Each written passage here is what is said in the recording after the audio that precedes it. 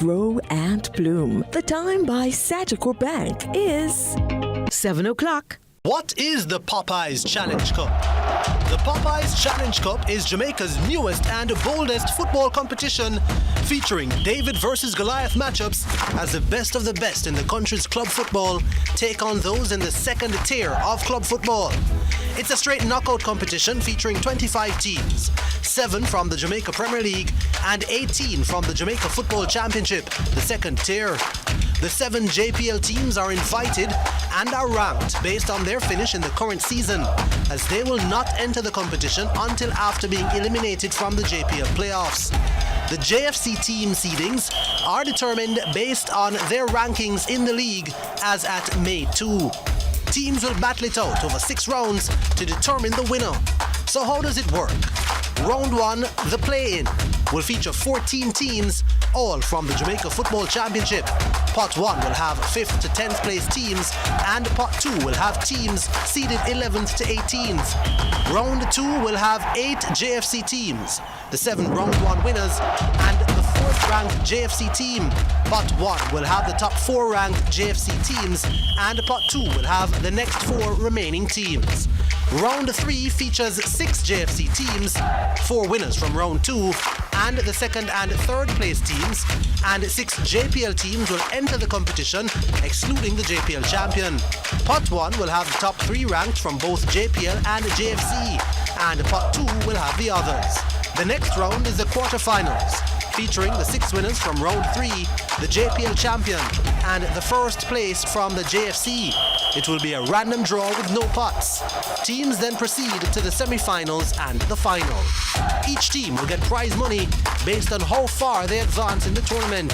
A total of $4.75 million in prize money will be paid out, with the winning team taking home $1 million. There's also a $50,000 purse for the top goal scorer and the winning coach. Get ready for the newest and boldest club football competition in Jamaica. This is David versus Goliath.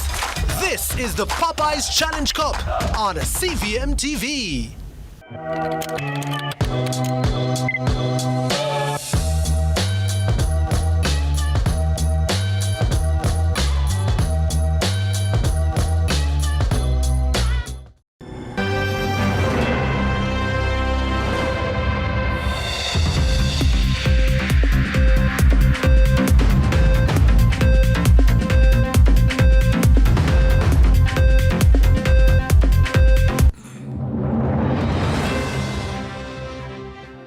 Tonight in CVM News at 7, Senate passes bill to amend NHD Act after heated debate.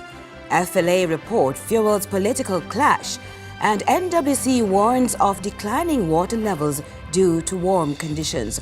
For traditional flavors, from banking to baking, a young woman finds her family's way of making dough irresistible. And later on in sports, Final 4 of the Popeyes Challenge Cup set for Saturday.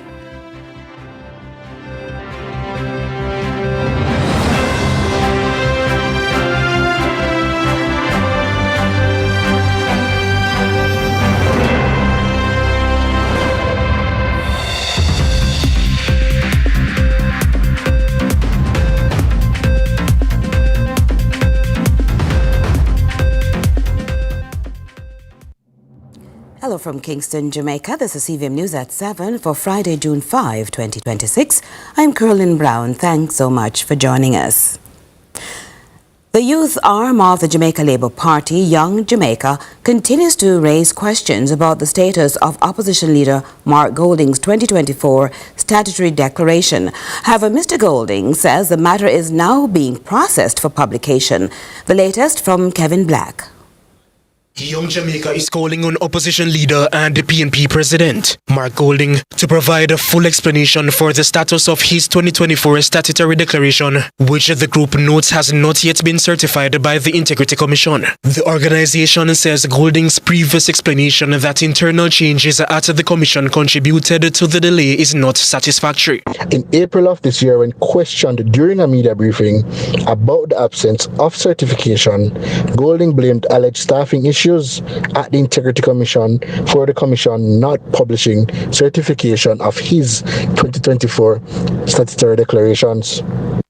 Young Jamaica finds this explanation unsatisfactory and insufficient to account for the prolonged delay in the certification process. The youth arm of the governing JLP says it does not accept the explanation offered by Golding and is calling for greater transparency on the matter. The group notes that the Integrity Commission is required to publish certification notices for the Prime Minister and the Leader of the Opposition. It is a matter of public record that Prime Minister Dr. Andrew Holness has challenged aspects of the Integrity Commission's handling of his certifications through the courts.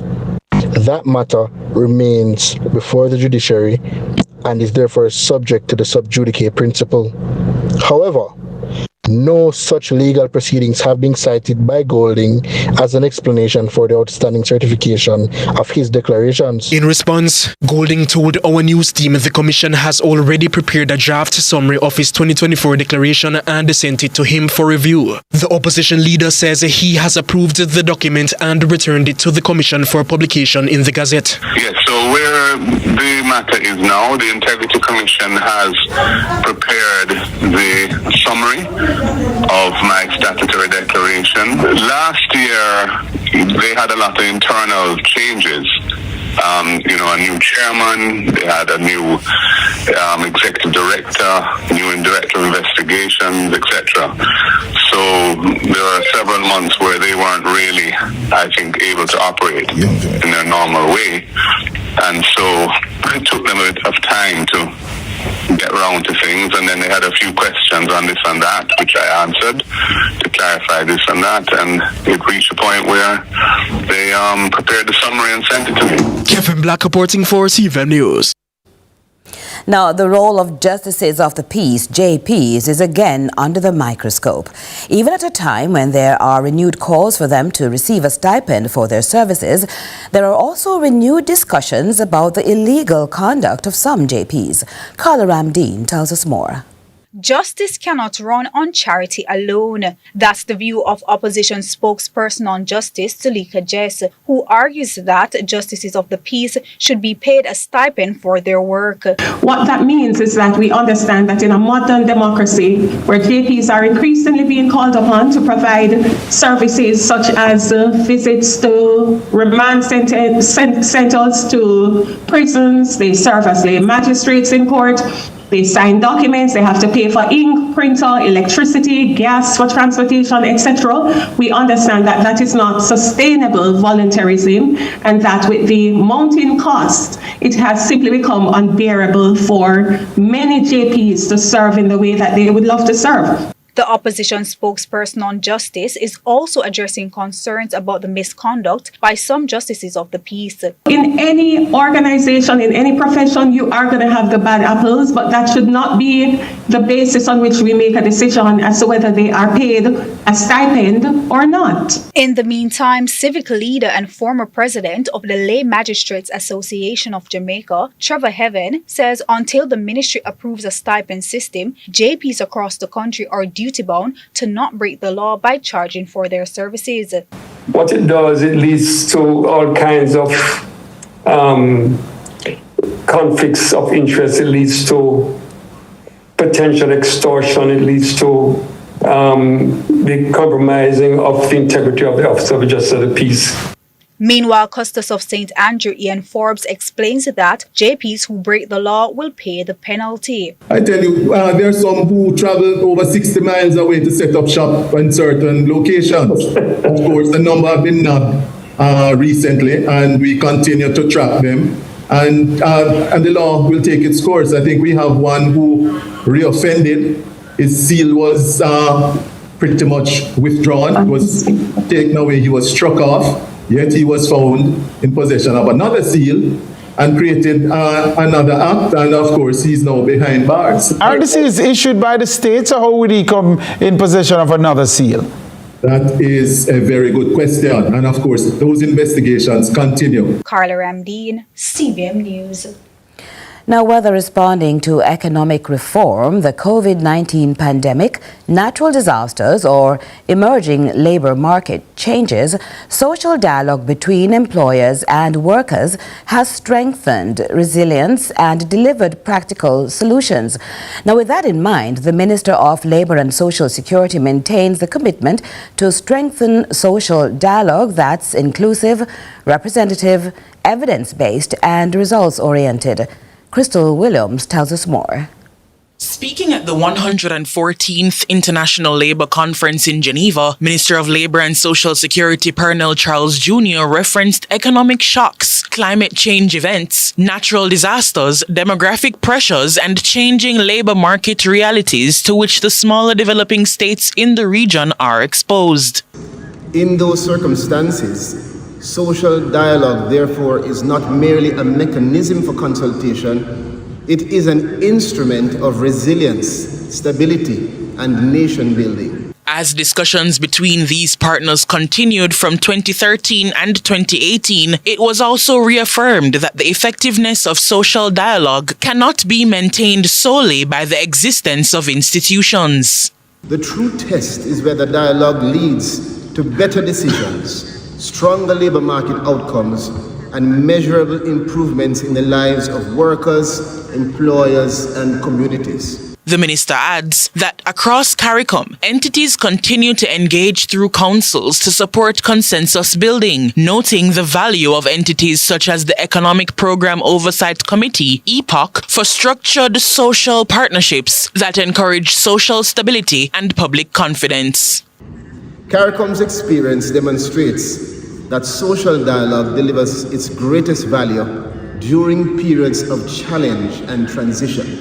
And during the COVID-19 pandemic, government, employers, and workers throughout the Caribbean worked together to develop workplace safety protocols, to implement flexible work arrangements, to support business continuity, protect jobs, and to facilitate economic recovery. According to Minister Charles, social dialogue also plays a critical role in advancing regional integration within the CARICOM Single Market and Economy, CSME.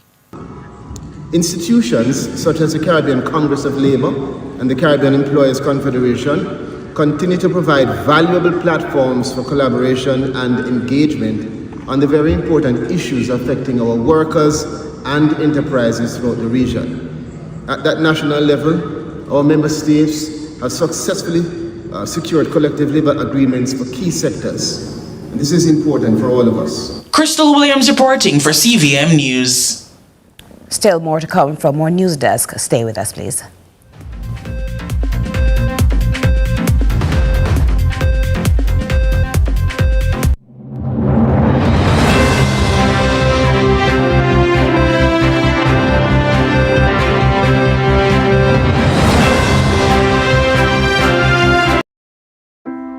Before the first patty is made, there are hands that raise it, hands that grow it, hands that move it, hands that bake it, and hands that serve it. For Jamaica, by Jamaica. Through challenges and changing seasons, they stood strong. They built with us. They believed. To every farmer, every team member, every partner, thank you.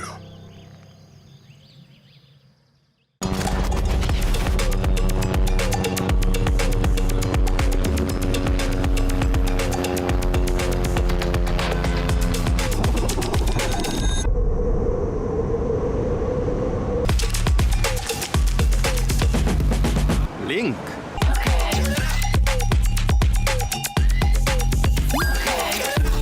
The missing link.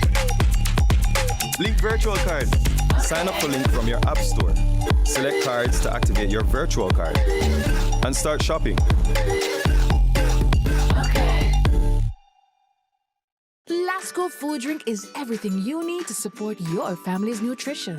Have it at home or take it with you every day for all-day energy. Lasco Food Drink has your favorite flavors, including low-sugar options, so you sacrifice nothing. Packed with protein, calcium, vitamins, minerals, including iron. Lasco Food Drink is the winning taste and nutrition for your family. Nutrition never tasted so good. Also try Lasco Soy as a lactose-free alternative. What is love? Love is when my uncle gave me the money to help start my shop. My auntie and I made her famous recipe even more delicious. And it starts with the best dressed chicken and a little extra love. No, my shop is famous to the people that matter the most to me, my community. So I only serve the best dressed chicken. Raised without antibiotics, it's only the best for my customers. If anyone's going to add something to my best dressed chicken, it's going to be me. Only the best can be called the best dressed chicken.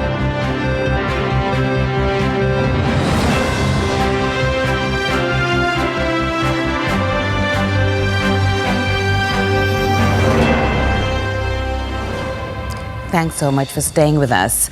The Jamaica Labour Party, the JLP, is saddened by the passing of retired Justice Ian Xavier Ford, who died on Friday morning at the age of 89. Ford, who was a former president of the Court of Appeal and husband of Member of Parliament for St. James West Central Marlene Malahoo Ford, served the Jamaican judiciary with distinction for more than 5 decades. Now, during his tenure, he also held some of the region's highest judicial offices and was awarded the honor of Orders of Jamaica. The JLP described him as a distinguished jurist who made significant contributions to Jamaica and the wider Caribbean during his legal career. State Minister in the office of the Prime Minister, Senator Apka Fitzhenley, also extended condolences to Ford's family, especially his widow. The Jamaica Labour Party is deeply saddened at news of the passing of retired Justice the Honourable Ian Ford. He was a legal luminary whose light shone brightly for many years in positively advancing Jamaica and the wider Commonwealth jurisprudence. We are thankful for his contribution. He was a humanitarian and a decent human being, and we express our most sincere condolences to his family, in particular our beloved member, the Member of Parliament for West Central St. James, Marlene Malahoo Ford. The proposed fee increase at the University of Technology has ignited student concern and online outcry for the past weeks. Now, while the University of Technology Students' Council body is standing firm on rejecting what it deems an unjustified hike by the school's administration, there is also a call for clarity on how the funds will be used. Natasha Williams reports. Significant unrest has erupted at the University of Technology following the administration's proposal to increase the Enrollment Commitment Deposit ECD by $20,000, raising it from $40,000 to $60,000, alongside a 10% tuition hike. Since the announcement, the UTech Students' Union Council has rejected the proposed increases and formally demanded that the administration rescind them. Speaking with CVM News on Friday, UTech Students' Union Council President Joel Brown said the back-to-back fee hikes would impose a substantial burden on students and their families. The concern stems from the university's proposal to increase tuition by 10%, while also increasing the enrollment commitment deposit by 50%, moving from $40,000 to $60,000 in the same academic year. And this comes after approximately 25% cumulative tuition increase over the last 3 academic years. So students essentially are questioning the timing and necessity of introducing both increases simultaneously, particularly given the existing financial pressures many students are facing. He stressed that students' concerns center on affordability, the university's timing, frequent increases, and lack of justification. They are calling for greater transparency. Survey data shows that over 75% of students do not consider themselves financially secure, while more than 99% oppose the ECD increase. So students are concerned that costs continue to rise despite persistent issues throughout the university. There is also a strong call for greater transparency and accountability regarding how additional funds, particularly the proposed technology development fee, will be used and how students will directly benefit. While the proposed increases are set to take effect next academic year, beginning August 2026, the president remains adamant that they are rolled back. With the next meeting with the administration set for Tuesday, Brown stressed that the council's vision remains clear. We do not support the proposed 10% tuition increase, and we are advocating for its complete withdrawal. We're also seeking a reduction in the proposed ECD increase and greater transparency and accountability regarding the proposed technology development fee. If a satisfactory resolution is not achieved, we will continue formal negotiations and advocacy efforts on behalf of the student body, while exploring all appropriate avenues just to ensure that student concerns are fully represented in the university's decision-making processes. Natasha Williams, CVM News. The bill to amend the National Housing Trust Act passed in the Senate Friday without amendments following an over 5-hour debate between senators. Now, this will give the government another 5-year extension of its annual drawdown of $11.4 billion from the National Housing Trust, the NHT. But while the bill passed without amendment, it wasn't passed without controversy, with the opposition arguing the move comes at the expense of thousands of Jamaicans still waiting for housing solutions after Hurricane Melissa.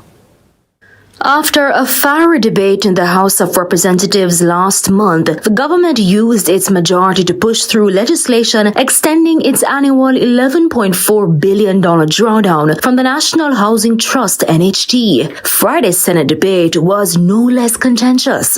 You know, if you just shut your mouth, you'll learn. Because if you check, you will find that those figures have come out almost exactly.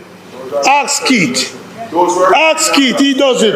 Each does it. You don't know. Government and opposition senators spent more than 5 hours clashing over the future of the NHT and the country's current housing crisis. Now, this approved extension will see an additional $57 billion being removed from the NHT between 2026 and 2031. $57 billion that opposition Senator Dr. Maziki Tame, like her colleagues, say could have been used to build homes for hurricane victims.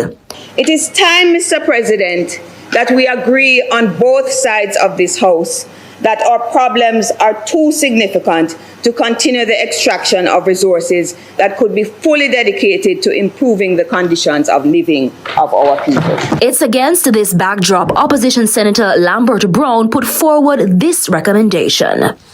I am proposing to the government that you take $4 billion of this 11.4 each year, $4 billion each year, and dedicate it to building houses for the victims of the hurricane in Western Jamaica. But government senator and leader of government business in the Senate, Kamina Johnson-Smith, was quick to push back, insisting funding is not the main concern. Sir, you missed the point that the issue that we are having in this country now is not a financing issue.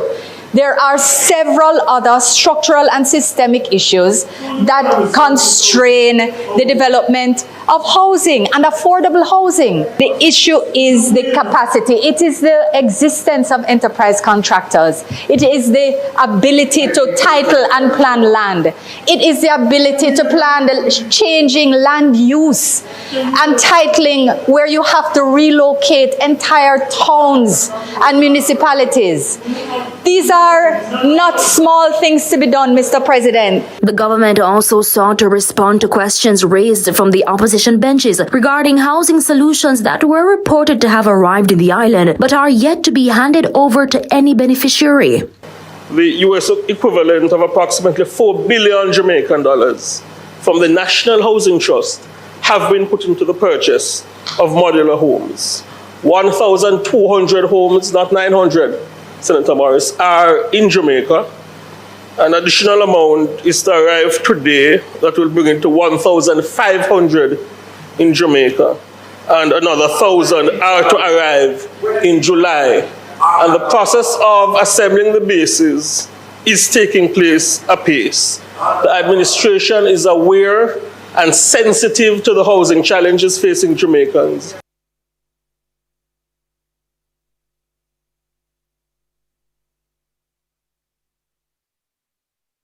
Amoy Harriet ending that report, and the government also says its post-Hurricane Melissa housing response is picking up speed, with hundreds of temporary homes arriving on the island. Prime Minister Dr. Andrew Holness made the announcement during a National Housing Trust handover ceremony in St. Elizabeth on Thursday. 27 families also received permanent service lots at that event. Shipment of 300 semi-permanent modular housing units are arriving Friday to assist victims left homeless by Hurricane Melissa. Prime Minister Dr. Andrew Holness says the units form part of a broader $29 million investment by the NHT to procure 2,500 temporary structures. The NHT has spent over $29 million to purchase 2,500 semi-permanent modular housing solutions. Yes? 1,200 of these housing solutions are already on the island. 300 will be here by Friday, and the remaining 1,000 we expect to be here by July. Dr. Holness also addressed the issue the public had with the use of the $1.4 billion that was donated after the passage of Hurricane Melissa. There was some concern that the government of Jamaica did not spend $1.4 billion that was gifted to it. Now, any accountant, anyone who understands finance, will immediately look at that and say, funds are fungible. So that shouldn't be an issue in the public domain, but we make an issue of it. The NHT is also offering heavily subsidized mortgage rates to some at the Malvern housing development to assist with the costs of long-term recovery. 5 persons of the 26 will have a mortgage 0%. 5 qualified at 2%, and 12 qualified at 4%, and 4 qualified at 5%. So the benefit of the NHT, it's huge when you compare it to commercial mortgage rates. Crystal Williams for CVM News. And we'll have more CVM News at 7 after this.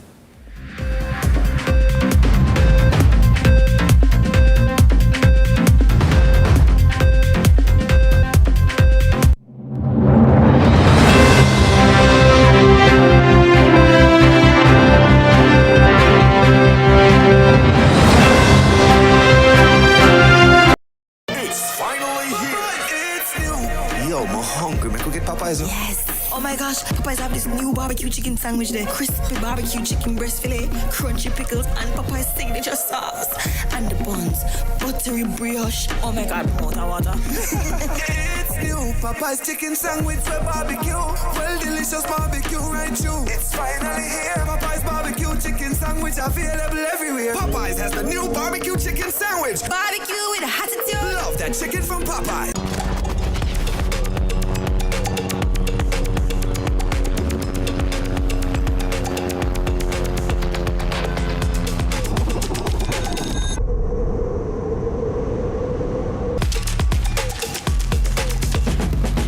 Link.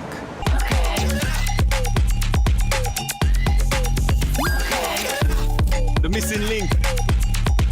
Link virtual card. Sign up for Link from your app store. Select cards to activate your virtual card. And start shopping. Lasco Lasco food drink is everything you need to support your family's nutrition.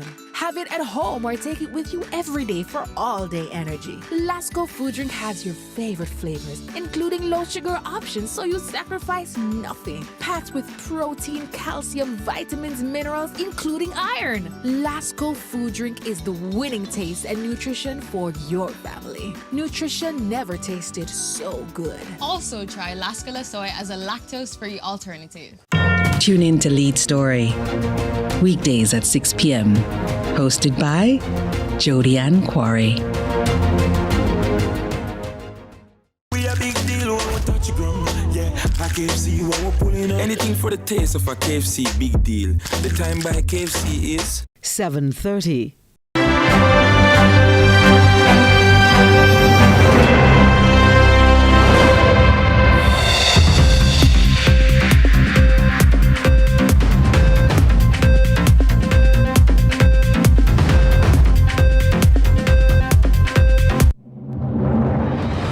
Welcome back.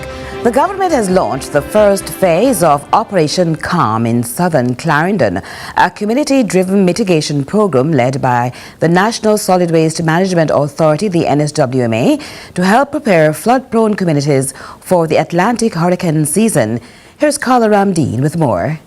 The first phase of Operation Calm is now underway. Local government minister Desmond McKenzie says the initiative is focused on the removal of bulky waste from communities across several parishes: Kingston and St. Andrew, St. James, Westmoreland, St. Elizabeth and Clarendon. It is about helping the communities to remove the bulky waste, because bulky waste also contributes to flooding. It doesn't necessarily have to be in the drains, but it can be in your yard, and because of the level of bulky waste that you have, it obstructs the free flow of the water. Minister McKenzie stressed that Operation Calm is separate from regular garbage collection. We have 10 tipper trucks, and there are a few private trucks that have been brought in, that, as I said before, so this operation has nothing to do with the regular garbage collection. So I encourage all the communities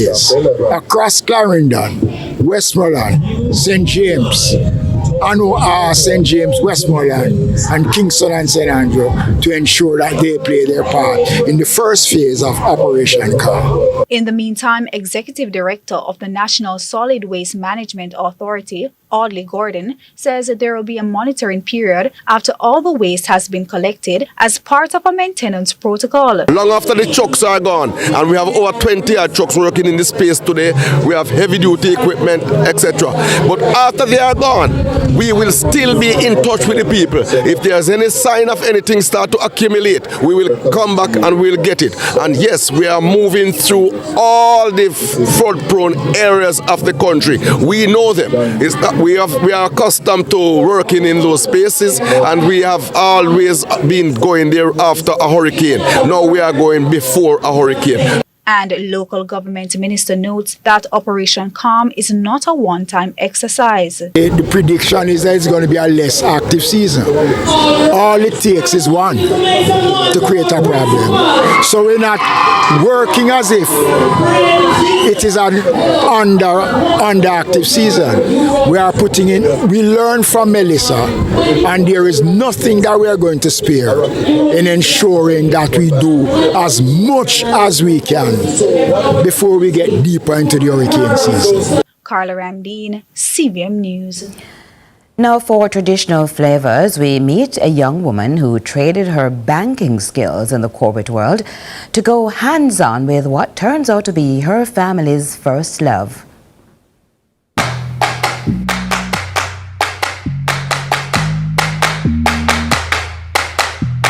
Sunrise in the Sunshine City finds these workers already moving on schedule, and there's no pretentiousness about the magic being rolled out across the cornmeal dusted counters.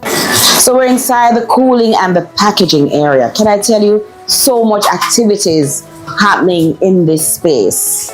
And that's where we found Kadia Silvera, a one-time banker who told her mother, Winona Silvera, during COVID, I'm moving from dough to hard dough. Baking is my passion.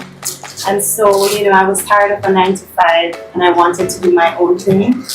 And my mom, she's my greatest supporter and she encouraged me to do that. And so here we are today, 5 years later, here we are today. She just wanted to do this. She grew up in us doing baking, see us bake. My mother is a baker. Yes, so it's kind of a family thing. In addition to a strong merit faith, her mother's stamp of approval anchors the roots of their tradition. A gift from God. And, God is my everything. And, I just decided that I needed something to represent Him without actually saying too much. And that's where the name Matai came from. Matai. Matai Foods, yes. But our brand name, what you see on the shelf, is Miss Nona's Bakery. And who is Miss Nona? Miss Nona is actually my mom, and it's the latter part of her name, so we shorten it a bit. And just to keep it spicy. Currently, this is God's business. He's the CEO. So we don't make a decision unless he signs off on it. To run a business is no ordinary feat. I see you have your slicer, you've gone, high tech. Yeah, that's necessary. When Mom and I started, we started at home, and we didn't have the equipment to, get the ball moving, get it going, and so it was challenging. It was double times the work. And that's where equipment comes in. If you want to go bigger than where you actually are, you have to use equipment. Equipment lessen the time. But also it takes cash to do all of this. It does. And I'm so grateful to God. I'm grateful to God for my uncle. He would have invested, and my mom as well, and little money that I would have had. And so we just put it together and we did it. You took a risk and you jumped. Yeah. And now you're running. I'm running.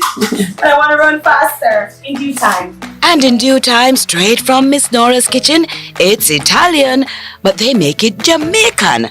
You don't know.